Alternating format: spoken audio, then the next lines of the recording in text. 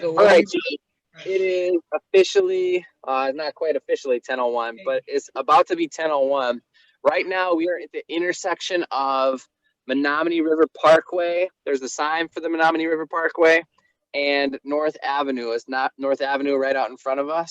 This right now is the spot that was the end, kind of the protest last night, because at the end of North Avenue here is where Mayfair is. Mayfair is where the shooting of Alvin Cole went down in February. And so when the protests were going on last night, most of which were super peaceful, as you can see in this neighborhood right here, there's all these houses and stuff, and ain't nothing bothered at all. But last night, the police started gassing folks with tear gas at that intersection. And so when they started doing that, uh, go figure, people got a little bit upset. And that's when some of the violence that you might see on the news, some of the breaking of windows and stuff happened. And so when we roll up on this intersection here, this is Swan and North Avenue. There's a Collectivo here. It got windows all smashed up. There's folks picking glass out of things right now.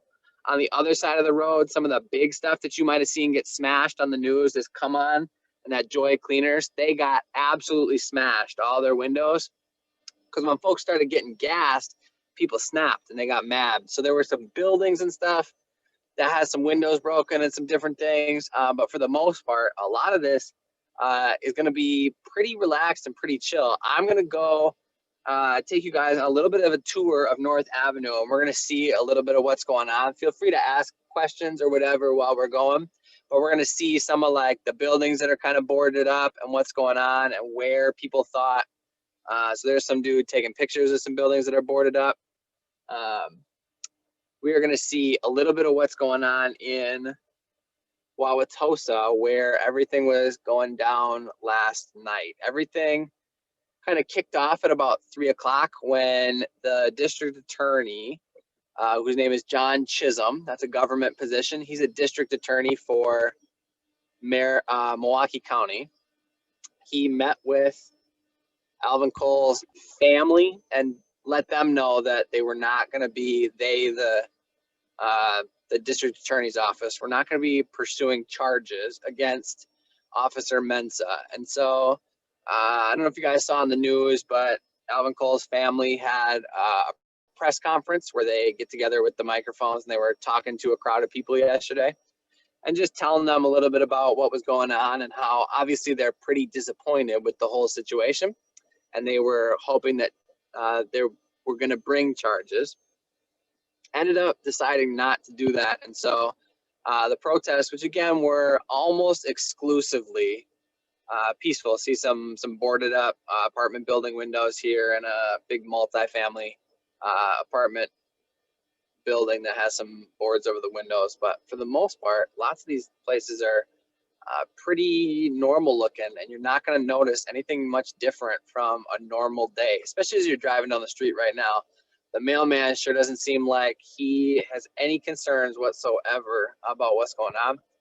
As we were coming in, we were mentioning how most of the stuff with the protests starts in the evening. So we would expect it to be like looking like this right now, just pretty nice and pretty relaxed.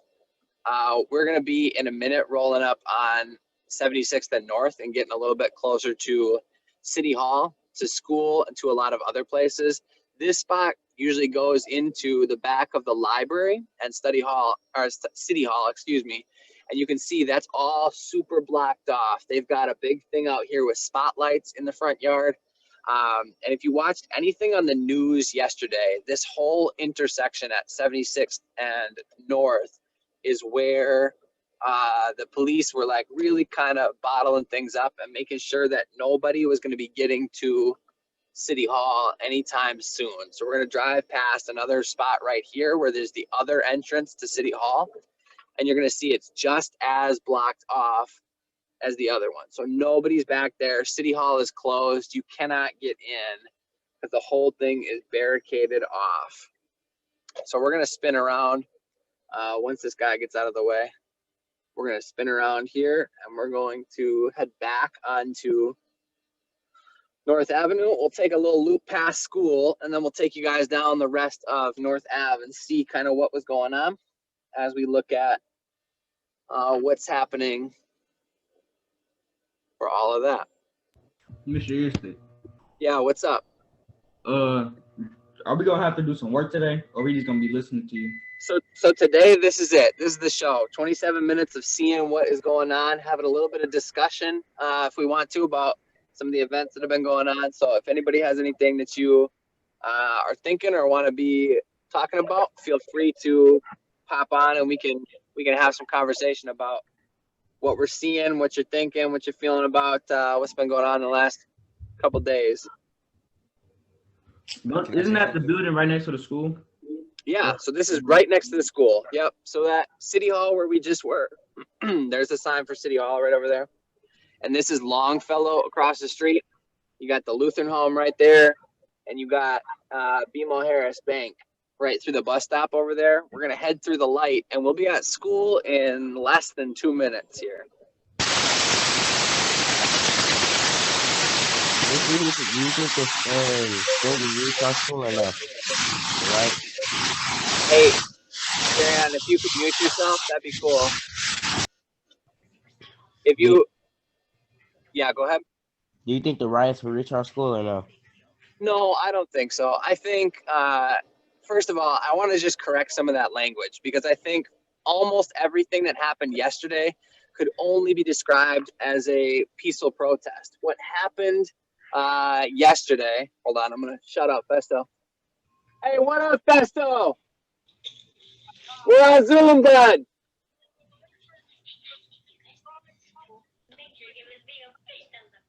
John, concrete driveway to scale. Say what up, Festo. Hey, everybody says what's up. All right, so we're at school already right there. That was Festo and Antonio Lampkin. They are doing a little bit of work on the garage across the street. We're going to pull up and hit the school parking lot. Check out Spruer's car real quick, and then we'll loop back through. So that's how quick it is. Anyways, what I was saying was I want to correct a little bit of that language there, because to call these riots, I think, plays into a lot of what the media would like want to portray sometimes really negatively. That honestly, for the most part, that's just not reality. It's not kind of what was going on. Almost everything that happened yesterday was super chill, super relaxed, very peaceful. And then long story short, like a little bit got nasty. Some windows got broken. Okay, true, that did happen. But you got to think about like what's happening with that. And if a lot of that is, and if a lot of that was motivated by them starting to get gassed, then man, like I don't like it, but I'm not nearly as like excited about calling these riots. I don't think that's probably accurate. Yeah, did the speedway get broken into? Yes. Was there some looting going on in the one gas station that was stupid? Yes, absolutely. However, I don't know if we should be going so far as to say like there was rioting going on in Tosa last night, because I see like suburban moms out with strollers and walking their dogs this morning. If there was rioting happening last night, I don't think that they'd be doing that. So I get what you're saying, but I don't think so. Also, I definitely don't think that it'll get off of North Avenue far enough, even though we're like super close to North Avenue. I don't think it'll be close enough. There's some police driving through to get anywhere close to school. No. That being said, I still think it's a pretty good decision for us to be making the decision that we made about how to go about doing online school for the next couple days. All right, so we're back on North Avenue, and we are seeing Hallman Lindsay right there. Shout out Hallman Lindsay. They gave us a really good deal on a lot of paint for our building. A lot of the paint that you see on the walls at KP, Hallman Lindsay paint. Got the car wash here, all boarded up. Snap Fitness got the North Avenue Grill. They got a great fish fry. You're looking for a fish fry on a Friday night, Excellent. They're all boarded up too. A lot of the places that were on our scavenger hunt from leadership term, if y'all remember the scavenger hunt from leadership term, those are kind of some of the places that are boarded up right now. We're going to go through a stretch here where there's not much boarded up. So we're at 70th and North, and you're going to see lots of places just looking super normal. Some sidewalk chalking was going on yesterday, kind of people trying to show their support, but it's pretty selective here of what is and is not boarded up at all. Would love to hear from you guys a little bit of just thoughts on kind of what's been going on. Jay was asking a good question. I don't think anything will be getting close to our building, but where are you guys at? What are some thoughts on what's been happening the last couple of days?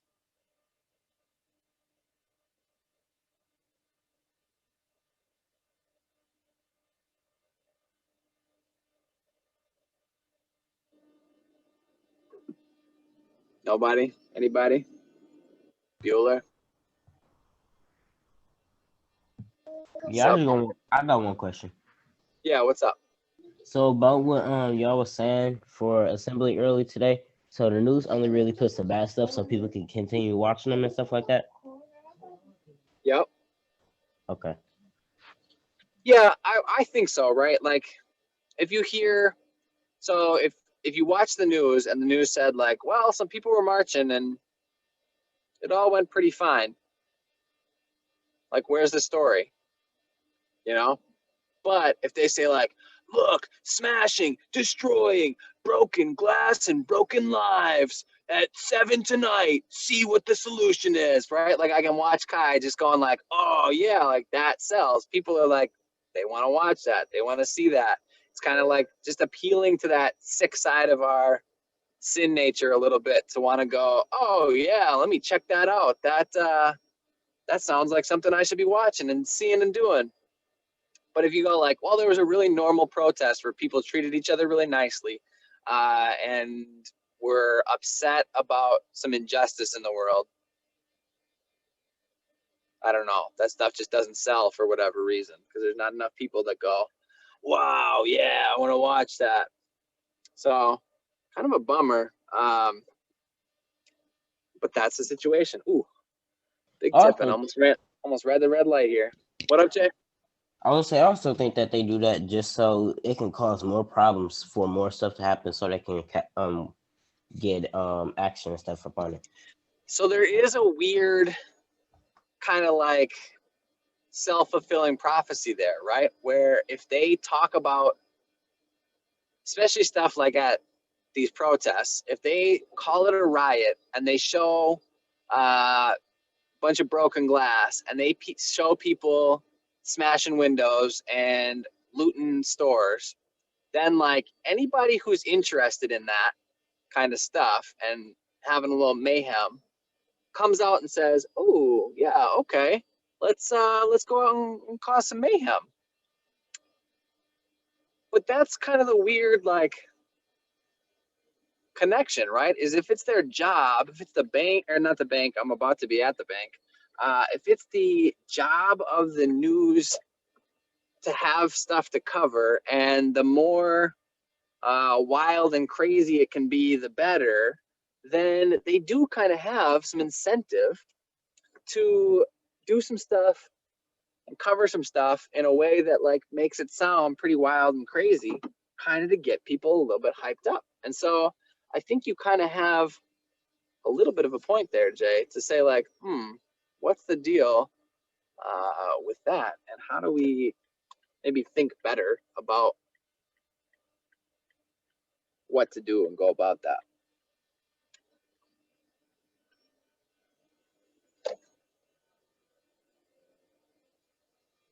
All right, so we're back on 55th and North here. I'm going to just run this orange real quick. Oh, it's green the whole time. Say what? No, you just passed my uncle barbershop. Oh, showing out? Yeah. Yeah, it's a good spot. I mean, obviously I haven't gotten a cut in a while, but Yeah, you know how to cut. seems like a good spot. No, we don't, bro. He messed up my little cousin, bro. No. My uncle, Look, bro. hey, Wait, listen. You went to the wrong barber, bro. You went to the wrong chair. Your little cousin might just have a crooked head, man. My uncle is the short one. He light skinned. You talking about the one that like when you first walk in, he on that left in that He the corner? owner. Yeah, he the owner. He used to be Oh yeah, I doing. used to get cut by him. He could cut. Yeah, he used to be doing them designs and stuff. He was cold. Right. All right, well, bro, let's get back to our stuff. All right. So, we'll be interested in you. So we've heard a couple people talk a little bit about it. What do you guys think about the decision yesterday to not bring charges against Officer Mensah? I think it was fair. You think it was I think fair? it was fair too. Yeah, it was fair. Speak on that, Emmanuel. How come? Because the officer was only doing that to defend himself. And plus the gun should have never had the gun on. Okay. It's perspective. I think what's interesting is that there's at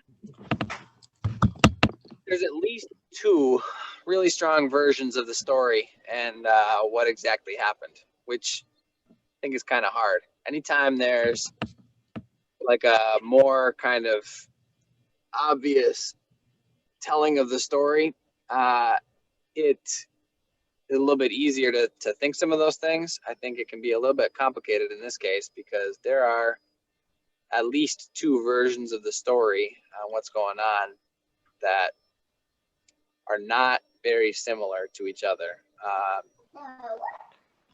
Yeah. Somebody else was saying the same thing? Who else Yeah, I was was saying gonna that? say, I agree with him because like what you were saying, like we don't actually know the police officer story, and then also I think it's fair because of all the bad stuff that happened. I know it's not right for him to shoot him still, but the thing is, didn't he have a gun too, and he had a weapon, so that's also brought that up on himself for bringing that type of negative energy to the like place he was at necessarily. Yeah. And so I think there's a better argument there. What's interesting though is that even still, like having a gun, not a good decision in a parking lot at a mall. Messing around and doing that stuff, not a great idea. That being said, none of those things are, according to our justice system, things that you can be executed for. If he had been arrested for any of those things, nothing that Alvin Cole did, as right or wrong, as stupid as some of that might have been, there wasn't anything that he did that he could have faced the death penalty for in Wisconsin. And even if he had, let's go to the worst case scenario. Let's say, I don't think this is what happened, and I'm pretty sure that there's nobody who's claiming that this is what happened. But let's say he just turned around and he was shooting at the officer. Again, that's not what happened. I want to be very clear, but let's just think in the worst case scenario. If you shoot at a police officer, the worst that can happen if you survive and are arrested is you go to jail, but you don't face the death penalty. And so I think it's complicated when we go like, well, he shot at somebody, and so like that's what happens. Maybe, but maybe we are not living in a society where we're thinking thoughtfully and really valuing human life. If our reaction is to say like, well, somebody got shot at, so you can kill him. That's what we do. I don't know. That's tough. Do you think it's fair? I don't think it's fair. Yeah. What, when you say I don't think it's fair, what specifically? What do you mean? Because like I don't really know the full story, but like did he start shooting them or something? So that's where things get muddy, right? Is that there was at some point, I think I don't want to spread misinformation, but the most credible version of the story so far from what I have heard is that Alvin Cole, there may have been a shot that went off, but it was before the police got there. Like they were in the parking lot and somebody shot the gun. again, I don't know all the details necessarily. I don't think anybody knows really all the details. So did he take the gun out of the car? That's a good question. I believe the answer to that is yes. Again, I don't know Well, that's all the necessarily details. his fault for taking it out. Because if you know you at a mall, why would you even take a gun out of a car? So I think that's the best conversation to have, is that like, as we are thinking about our own situations, we got to be thinking about like, what are smart decisions? What are good things to be involved in? What are the things that the people that you associate with are involved in? And are we willing to do the things that, like, for the most part, so far that everybody's been talking, has been saying, like, that was a bad plan. Yeah, it was a bad plan. Like, having a gun on you at the mall just is not a good decision. Unless you're wearing a badge because you're a police officer or a rent-a-cop, you shouldn't have a gun on you at the mall. That's pretty much all there is to it. Especially if you are a teenager walking around, especially, and let's just be real, especially if you're a black teenager walking around at the mall, the only thing that's going to happen is trouble. There's no like good situation there where you're going to save the day and be like James Bond or something like that. It's not going to work that way. So here's where a lot of the stuff really kind of went off last night, and we're seeing the local stores and places that are trying to board up and go through what do they do now after some of this that happened yesterday. I'm going to turn around again in a second here, and we'll go through like one kind of last loop. There were a couple people there that were speaking up a second ago. I didn't want to cut anybody off. So if you had something to say, feel free to jump back in. Mr. Houston. Oh yeah, I gotta say something. Yeah. Wait, who's just finna say something? Me. All right, well you could go first. No. I'll wait. You can go. All right, but yes, since I heard this story, I don't feel like they had to shoot him. I feel like they could have tased him or something. Yeah, there's a lot of, I don't know, there's a lot to think about and a lot to try and wrestle with. I think, oh, sorry, before I jump back in, let's get that second one in, and then I have something to add after that. My question, well, what I understand from the situation so far is the dude had a gun in the mall. Somebody supposedly said that he had shot the gun or whatever, or somebody shot a gun at the mall, and the police arrived, and I guess he walked away or something, so they shot him. Is what I understand. Yeah, is that Mello? Yeah, that's me. Yeah, Mello, that's pretty much the understanding that I am working on as well. I was watching yesterday, there's like some clips of some of the dash cam stuff that you can see a little bit of, which I think for the most part tends to kind of confirm at least part of that. There are a bunch of people running around between kids and police officers in the little bit of video that they do show. So it's, I don't know, there's a lot of moving parts. It's a tense position. I don't want to ever make it sound like there are just like easy decisions to make as a police officer, because I think a lot of it is very complicated. And I want to make that super clear. That being said, yeah, there's probably a lot of situations where it doesn't have to go down quite how it goes down.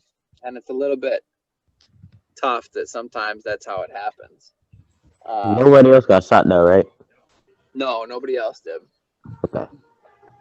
The other thing that I think is complicated, and to me, I think is the most like worth talking about, especially from the perspective of this being a government class, is like how many people. So this is the third person that Officer Mensah has shot in the last 5 years. He's killed 3 people, and I just wonder at a certain point how many people should you be able to shoot, whether it's justified or not? So this is Collectivo, one of the places that got kind of banged up last night. There's a police officer talking to some folks outside right now. Anyways, back to what I was saying. How many people is it like appropriate to shoot before we just say we're not going to let you have a gun anymore? You can still be a police officer, but you got to do desk work. You can't be. Yeah, you've shot enough people. Obviously, the answer isn't one because he shot one and then they put him back to work. Obviously, the answer isn't two because he shot another person and they put him back to work.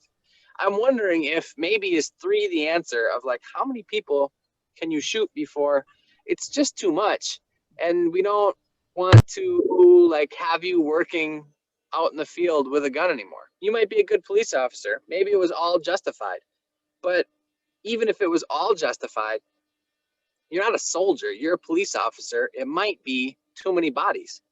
Maybe Should I look we it up should. on Google for you? Maybe we should have you just like work at a desk.